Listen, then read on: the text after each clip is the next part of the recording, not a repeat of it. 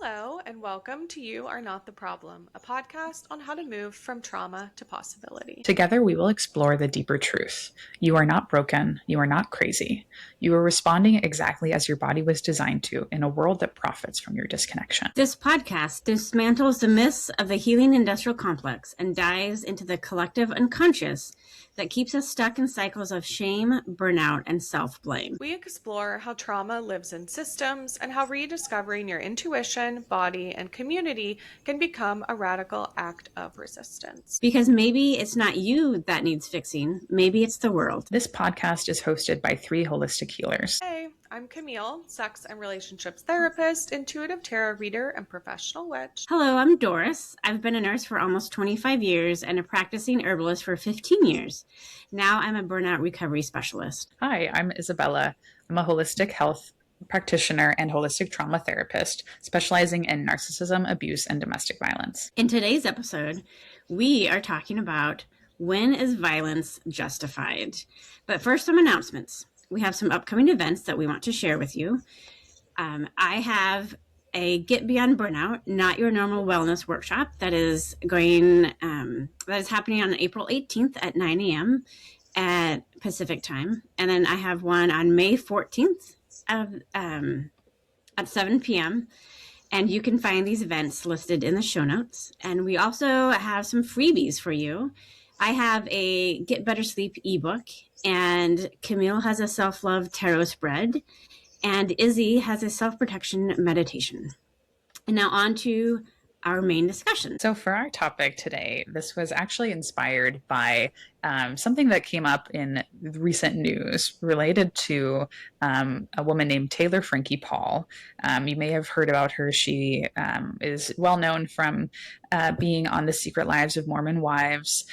She was also recently supposed to be on The Bachelorette until essentially the news came out maybe around a month ago, with a video from a couple years back where she is shown getting violent towards the man that she was dating at the time, and throwing chairs. And the video is quite challenging to watch. You can see how dysregulated she is and how reactive she is in that moment. She's throwing these chairs, and unfortunately, one of the chairs actually even hits her child who's in the room. And this ended up going to court. She was charged, and she was under probation for a couple of years, I believe, until recently there were new accusations around domestic violence in both directions, towards the woman, Taylor Frankie Paul, and towards her ex at the time. And so why we kind of were interested in this was we felt like it was a really interesting kind of controversial situation where it's not totally clear who's the abuser, who's the abused in this situation.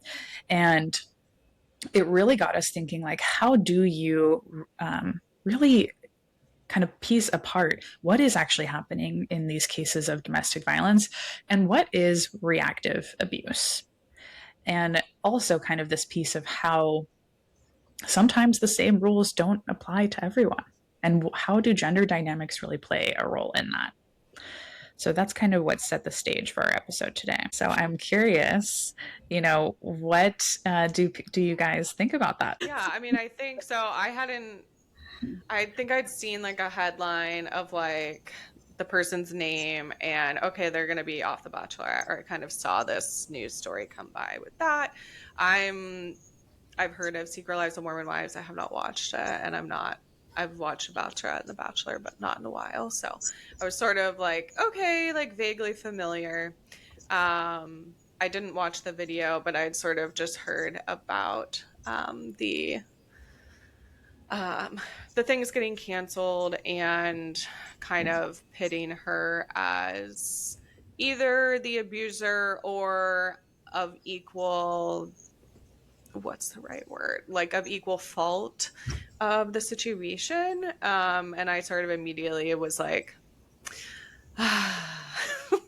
I know for me, like, I'm just like, oh, okay, this is like our general societal, I think, challenge of not really understanding how domestic violence looks, on the inside. A lot of the stories that we see, like in this situation, someone took a video, it's like being posted on news sites, it's going like that's what we're seeing. And a lot of times we don't really get to see inside the system. And I guess generally I was just sort of like, oh, great, here's probably another example of like a woman getting blamed for reacting to an abusive system, which is sort of what Isabella shared earlier. Like that's sort of what we call like reactive abuse. And that's often what gets called out as, oh, this is equally as bad as any sort of like abuse or violence. Right, because what you don't see is like the years probably of like emotional and psychological abuse that ends up happening in these relationships. And then when the other person, usually a woman, starts pushing back and setting boundaries, then that escalates. But then that also looks like then the person who's been the victim of abuse is the abuser and not the actual victim of abuse. Mm-hmm. Which I think it's, it's really, this situation is kind of the perfect example of this concept in domestic violence called DARVO, which is essentially an acronym that stands for deny, attack, and reverse the victim and offender roles. So where, it seems obvious to people looking at this video. They're like, oh, clearly this woman is the attacker. She's the one going crazy, which of course you can see in the video, that level of violence and especially hurting children. Like we never want to condone that. And, it's never something that we want to say like, oh yes, we should respond with violence. But that, there's that context that's missing. Like what happened before the camera started rolling? What happened, leading up to that? And I think, Doris, like you named, what about, everything, all the mental, emotional, psychological abuse that came before that? And why was the camera rolling in the first place? Like, why was that even being recorded? Because it feels like a lot of abusers, like they set people up because then they have this evidence of like, look, I'm the victim, because they're the perpetual victim. And I think it too, really ties into this piece of how do you define abuse, right? For so many people, we only define abuse as physical violence, but that we miss the psychological, the mental and emotional pieces, right? The taunting, the mind games, the lying, the manipulation, the gaslighting. And so it kind of creates this system that for a lot of people is really hard to identify, right? For most people, we look at these dynamics and we're not trained to see the mental and emotional and psychological abuse. But, that's why I think these conversations and this education to fine tune our awareness to be able to identify it is so important. Well, there's having that discernment of, you see these videos and just being aware that you don't have the full story. Like you just don't. Like this is just like a snippet in time, and you don't know what happened immediately before. You don't know what happened like years before. And it's so like women are labeled as the abuser a lot more in these situations than like what the reality shows. You look at how many women are in the prison system and for domestic violence, whether they've killed their partner, but is that a lot of times in defense of themselves, but the justice system doesn't see it that way. They're like, oh, you, like there's, I don't remember her name, but there's someone, she was being trafficked and she killed her trafficker, I think in Colorado. And she has been put in prison for it. And then I think she has to pay restitution to his family. But he was trafficking her. Yeah. Yeah. Well, and there was an article actually in the New York Times maybe a couple of years ago now about, they kind of did this in-depth research into what, and a lot of women in prison have experienced domestic violence. And there was a large proportion of women in women's prisons, I think it was in California, that were specifically in prison related to essentially their act of self-protection against abuse, which, of course, again, we don't want to condone, serious forms of violence or killing of people, right? That, human life is still a very sacred thing.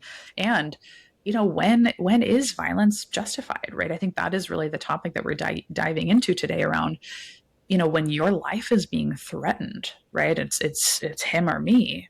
What do you do in that situation? Like, I don't think that we can look at that and say there's a clear right or wrong necessarily. Well, and you look at how, like, it's not just a one-time thing, right? Like, you have abusers in homes who are like choking out their partners and threatening to kill you repeatedly, right? Like, it's not just a one-time thing, right? Like he was drunk or whatever. It's like repeated abuse, and you believe that he will kill you, and you see it. Like, you see it in the news all the time of people who die at the hands of their partners, and so that's what's going to happen. Like, so how?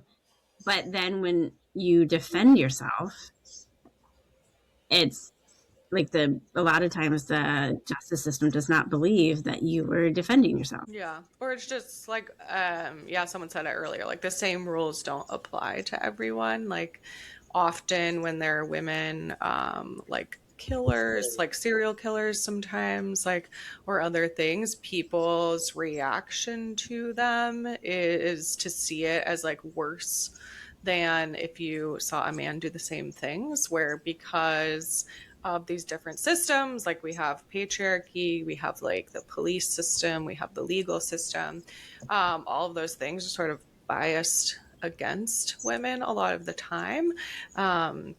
It's sort of, what am I trying to say here? I guess it just kind of goes back to like the idea of like the hysterical woman, that like women are crazy for reacting this way, that it's like unjustified. And like we said, instead of looking at like what caused that behavior, what might cause someone to react that way, to throw chairs in their own home with like the possibility that they might even, right, like harm their own child. It's like when I think about it that way, I'm like, yeah, I bet something really intense was going on or had been going on for a long time. Mm-hmm.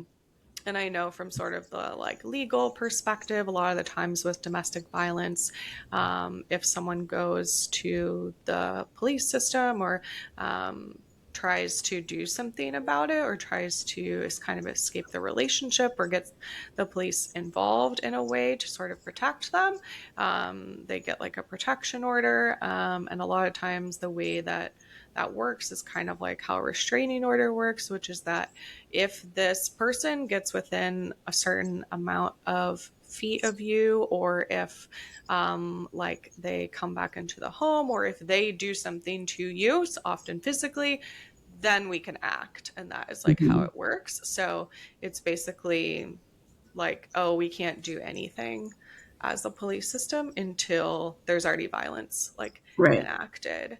And then sure, then we can arrest them or we can do something about it. And so it's like, even if you were to try to work within the system to say, okay, like, this is wrong, I want to do something about this, I need help or protection, I need you to, kind of like intervene. A lot of the times, like it might, like, people die in that situation, because there wasn't, I don't know, it's not even that there's not enough proof, it's that like the way that the system works is that they sort of put their hands up as like, I can't do anything until the violent act has like occurred. Until you've been, and a lot of times like hurt. Yeah. Like or killed. Yeah. Women feel that those protection orders are just like a paper trail for when violence happens, then they know who to contact, but it's not protecting them beforehand. And it reminds me of this other piece that I wanted to bring in today around, what does it look like to fight for justice? And sometimes, we have to defend ourselves, and that is the right thing to do. And I think that we get this kind of idea of what does it mean to be, like the perfect victim.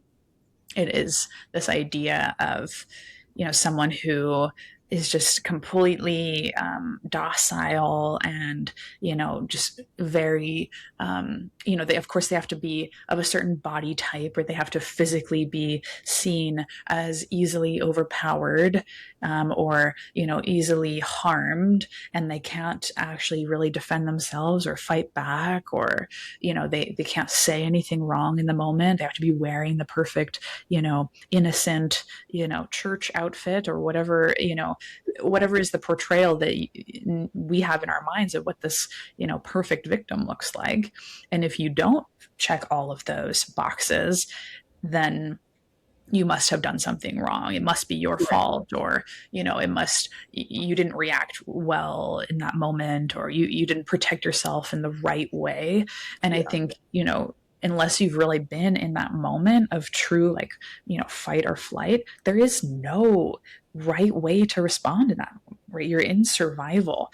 And I think we forget that when you're in survival, you don't even really have always full access to your brain, to your executive functioning, right? You're just reacting to the moment and to that kind of instinctual response. And when we judge someone for how they respond in that single moment, we're really missing the full picture of what's happening in their nervous system. Well, and, there's the patriarchy really pulls in, like blaming the victim and protecting the perpetrator and the aggressor, because there's always like you said, what is she wearing? Like, what was she drinking? Who was she with? Why was she out with this guy? What was, and there is no such thing as a perfect victim.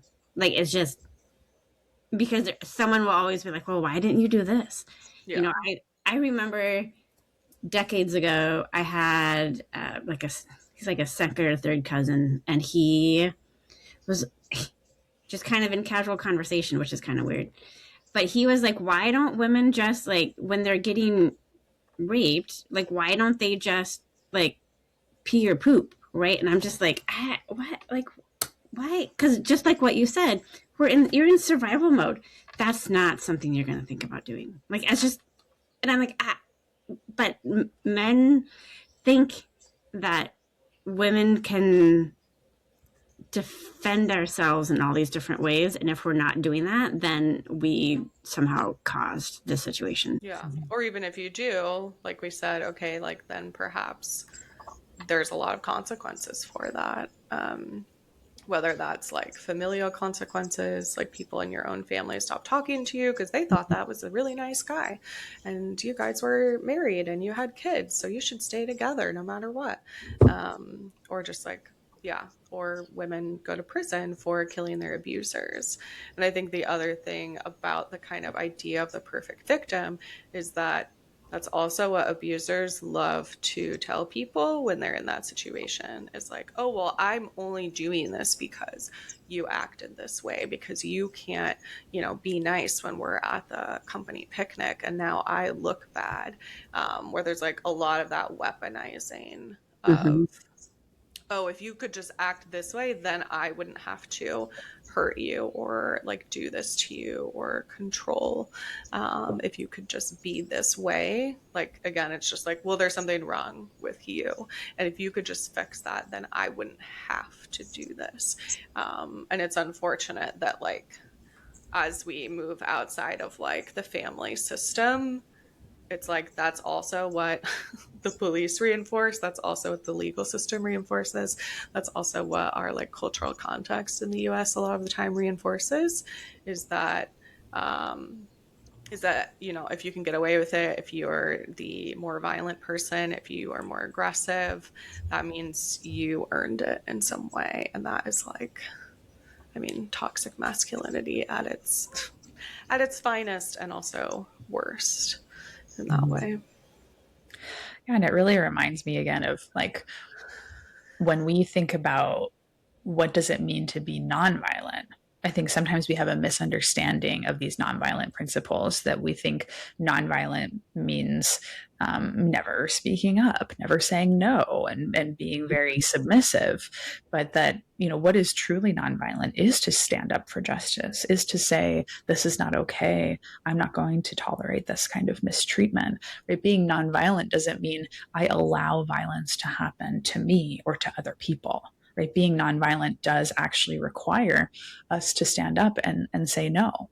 And I think sometimes we misunderstand that, and we say, oh, that is violent to protest, or to fight back, to defend yourself, to fight for justice. And I think that we have to really shift our understanding of violence and nonviolence to really understand how important it is to protect ourselves and others. Yeah, and even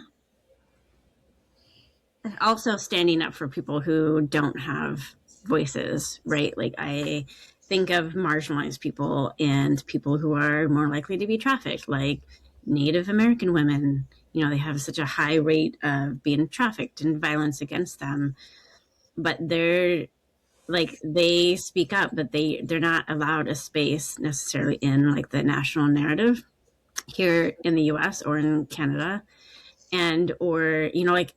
So I think also learning as like white cis women to like stand up and take up a space and push back against the narrative, and to stand with other people is important for us to learn. But it's also hard because we have experienced so much violence that it's hard for us sometimes to like stand up and put ourselves out there. But I think it's also important to like amplify voices that don't necessarily get heard, and just like start changing the narrative and start talking back when you have this narrative, especially like the not all men narrative.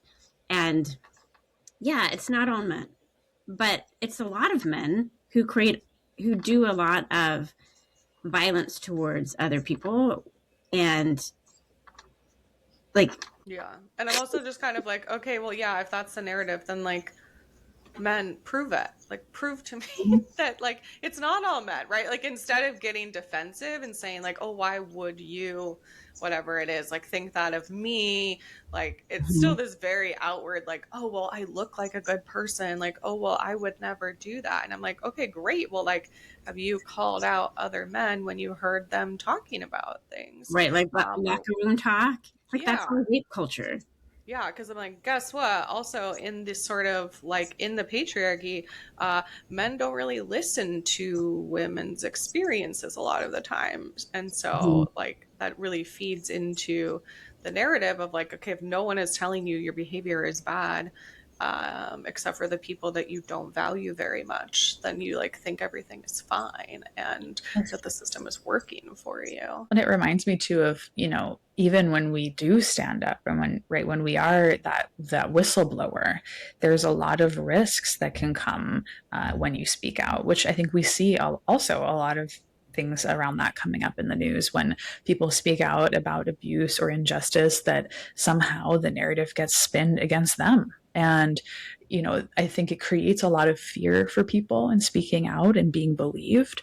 And these, there are even, real risks in like these defamation cases of libel and slander, and, how people actually even use the justice system to silence others from speaking out. And so there are so many barriers to getting this out in the open, to getting people to talk about it and to feel safe in talking about it. Yet I still think that's why it's so important we keep having these conversations. Yeah, I mean, you think there's been victims from the Epstein from like the early 90s, and the justice system and people ignored them and went after the victims. Well, and what's happening right now is that like we're learning like who some of those people are, where we're learning the victims' like personal information instead of like naming and having consequences for the people that enacted the violence. It's like, yeah, it makes it really hard to want to speak up, or it seems like when you do, there's just like large consequences for doing so, and often like your physical body is on the line, if not your own, yeah, like assets, or again, like family connections, different things like that, about like what people think about you and what happened. Right. And I think it's because of that, it's such a individual and personal choice to speak out, right? And again, I think it goes back to, people always say, oh, why didn't they call the cops? Why didn't they report it? Why didn't they produce something or say something? And it's like, well, this is why, because often people aren't believed, or often people have to kind of continuously re-traumatize themselves in defending themselves, in explaining their narrative, and the ways in which lawyers treat victims in court cases is so re-traumatizing, and how they spin the narrative, or they ask them these questions about, oh, well, why weren't you the perfect victim? Why didn't you do all of these things? And it's like, well, yeah, who would want to go through that? Like, who would really want to go through that? It takes such, a thick skin to be able to move through all of that process.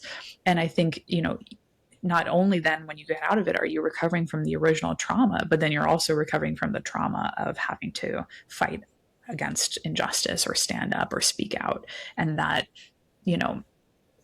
all of this, it just keeps bringing me back to like this piece: when is violence justified, right? Hearing all these things, it's like, oh, it just makes me so angry of like, yeah, we need to like be pushing back more, actually.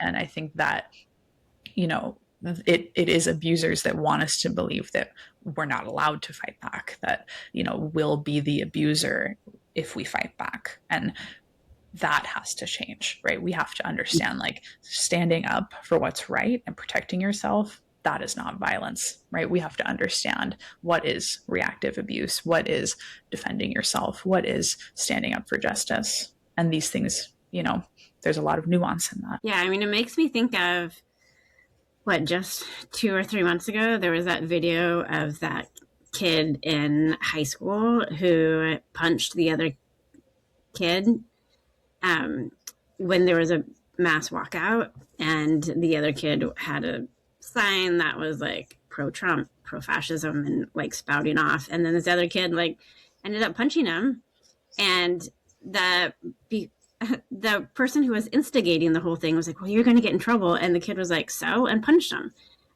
Like, we need more of that, because we have to be able to stand up, because otherwise, like, aggressors, Perpetrators, yeah. perpetrators, like, they get the message repeatedly that there will be no consequences to their actions, right? And our society promotes that, and nurtures that, of like, if you have these psychotic capabilities, you're going to be a CEO and make millions, right? Like, that's what it nurtures. And you have to be able to start stepping into this role of standing up for justice and other people who cannot speak. And we have to get used to being that uncomfortable, and making them uncomfortable too. Yeah. Well, and like being comfortable with like nuance, and like as he was talking about, the context of what happened beforehand, where like in that scenario, right, like a lot of school systems like tout the idea of like no tolerance of violence, where okay, like, so now the kid that punched the other one because they've been bullying them and saying terrible things about them or their friends or their family or other marginalized people, then okay, so are you going to punish both of them now because, oh, well, violence is never okay? Again, like in the system, where it's like that really reinforces the idea that, yeah, if you speak up or if you like act out in this way, then you are just as bad as the bully. And like now we're fully blaming the victim again. And now you're both going to be punished. And even if it's the punishment of like suspension or something like that, it's like, it's not even just that perhaps the suspension is like the ultimate punishment. It's like the idea that now everyone in the school knows what happened and knows that, like, okay, if I again like try to defend myself from a bully or defend other people, I know that there's going to be equal consequences for me as there are for the abusers in the situation. And I'm like, in a school system, we're teaching children this. Whereas, like Doris said, it's like, great. So now people are going to go on to bigger, badder systems where there's even more power and control with learning these ideas that, in my opinion, are like not values that I want to have in society. Yeah. And it, to maybe start to shift also now to talking about, what are some of the tools that people can use? What are some of the practical applications for understanding this? And, it just reminds me of so many times people coming into my office and talking about how ashamed they feel for the ways that they reacted to their abuser, or even questioning themselves, like, am I the abuser? Am I really the problem? Right? Is it me?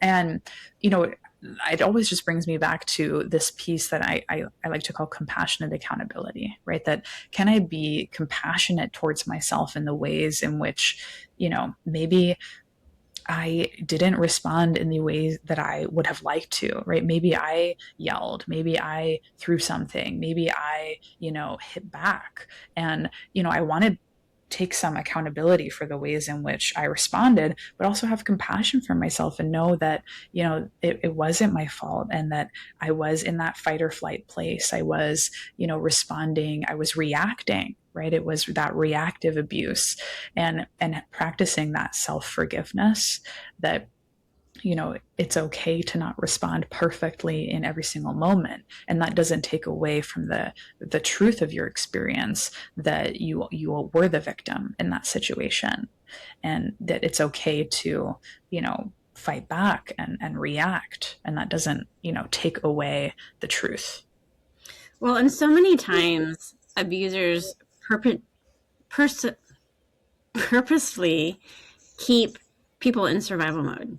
So your nervous system is not regulated, right? Like, they keep you questioning yourself. They keep you dysregulated on Vigilant. purpose. Yeah. Hypervigilant. And so you are more likely to have these more escalated responses, and then they can point a finger at you and be like, well, look at what you're doing to me, and then paint themselves as a victim. And so understanding a little bit more about how dysregulated your nervous system is, and that is done on purpose, is also like allows a person to have a little bit more self-forgiveness, like especially once they get out of the situation, because you were purposely like made to have a dysregulated nervous system. And a lot of times I think when people get into these situations, especially like if it's a long-term relationship situation, like you probably weren't regulated going into it. And that's why the person was attracted to you. Yeah. And then they keep you dysregulated.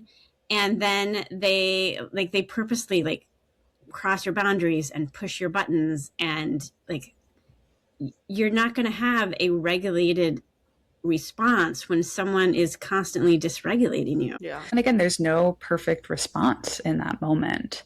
And so many times I think we, want to blame ourselves. We want to, hold ourselves accountable. We want to, be aware, be self-aware, which again, anytime someone comes into my office and they're saying that, I'm like, well, the fact that you're reflecting on your behavior shows me you're probably not the problem, right? Because usually the people who are actually the problem, they come in and they're like, I did no wrong and I'm the real victim here, right? It's like, okay, we actually do want to have that self-reflection. We want to be aware. But sometimes I find that the people who are actually the victims in the situation tend to be maybe overly responsible or overly self-reflective, when what they really need to be doing is putting the responsibility for the situation on the real culprit of the situation, right? Take that responsibility off your shoulders and put it on, the real perpetrator in the situation. Yeah.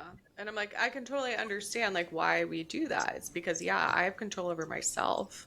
And like it feels easier or sometimes more available to be like, oh, okay, what could I have done different, right? In the situation, or how do I look for red flags when I'm looking at relationship possibilities? Because that feels like, well, at least then I can try to prevent this in the future. Like I totally understand like why, again, our sort of our nervous system or things like that are trying to like solve the problem, but it's like unfortunately, yeah, a lot of the problem is lies in like, yeah, narcissistic abusive people, and those are generally not the ones coming into the therapy room or having a lot of nuance or recognizing perhaps their own like trauma or triggers in the situation that have them reacting in these ways. And again, like society sort of reinforces the fact that like there aren't a lot of consequences for abusers. Like we have, I'll just say, lots of abusers in charge right now of this country. And like, unfortunately, it's like, yeah, we just keep sort of like abusers are going to also pick more abusers to be around them because it really reinforces the idea that like, yes, I'm doing the right thing, and now I have all these other people to kind of like enact my similar ideology on the world. And it, yeah, creates a lot of violence. Yeah. Yeah. And I think, a really important piece in all of this is practicing self compassion, and how, even when we play by the rules, right? Even when we try to be, the perfect victim or, defend ourselves in the perfect way, we're unfortunately still not guaranteed protection. And really, holding yourself in that, gentle, compassionate understanding that, we're all just here doing the best that we can with the very limited and kind of rigged tools and system that we live in. And just understanding how this rigged system supports abusers and continues to perpetuate these dynamics. It can be, so frustrating and so, powerless to recognize that. But I think that, in kind of a roundabout way, it can be an empowering way to understand it's not your fault. And, we just need to kind of figure out, what are the things that we can change? What are the things that we cannot, right? And the wisdom to know the difference. It's my favorite little serenity prayer plug there. Yeah. Yeah. And I think like if someone comes to you that's a friend, a family member, like someone that trusts you to share information with about, I think this is happening to me. Like, I think I'm being abused. Like, I think like that's another arena where you can like support other people through that. Because a lot of the times, okay, even if the victim does try to, yeah, engage with other people or services or anything around getting help, a lot of people sort of like tiptoe around the idea of like, oh, well, I don't know whose fault it was, or oh, I don't know this, or oh, I need to understand both sides.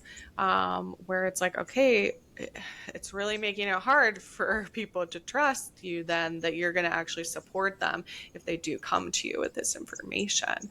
And so like being, yeah, someone that is open to, yeah, like understanding and trying to help support victims too, because unfortunately like domestic violence does not just happen in the media, in celebrity relationships. Like it's happening in all levels of people in power and in relationships. And so actually you probably know people that have either been in relationships like this before or perhaps are in them right now. And like a thing you can do is, yeah, perhaps like have conversations about this or make your sort of stance known that like you are going to stand up to abuse and domestic violence even when the systems are not always supportive of that, and that you are going to, yeah, not be victim blaming or anything like that, and that you're going to help support people to get out of those relationships or perhaps like seek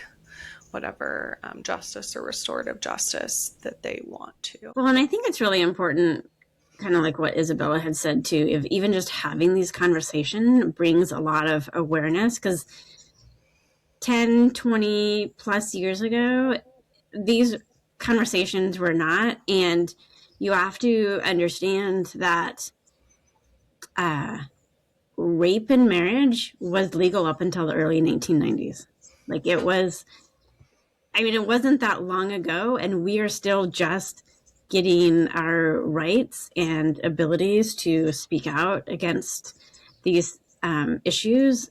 And when you hear these things in the media or with your friends, just being able to step back and have some compassion of like, you don't always know the full situation because so much abuse is hidden behind closed doors. Yeah. Well, and like educating people too. Like, I mean, a more recent or somewhat recent example is Amber Heard and Johnny Depp. Like, I know when that was going on, so many people I knew that I had no idea had so many interesting to me opinions on domestic violence were popping up all over the place, right? Like when these things do get sort of like dragged into the media or in the mainstream, like a lot of people will be talking about it, and that's like an opportunity again for you to perhaps like push back on some people's ideas about that, and like knowing the idea that abusive people like often define the narrative, which is what like in my opinion was happening in